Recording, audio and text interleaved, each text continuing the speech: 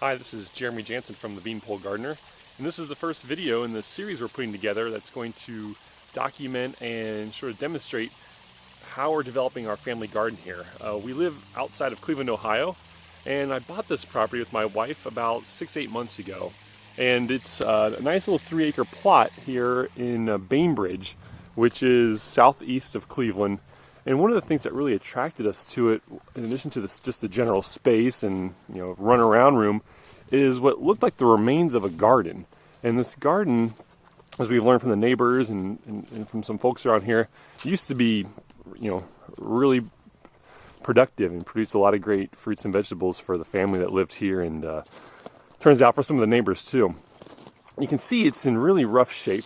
So we have a lot of work ahead of us to do, and that's kind of the point of this whole video series, is to show all the things that we're going to go through to move this from the state it's in now, which is pretty much, grown over, and there's a lot of dead weeds and thistle and kind of a rundown fence, into hopefully an active and productive garden that is, going to supplement a lot of our food and fruits and vegetables and things like that. So you can see it's about 40 feet by 60 feet.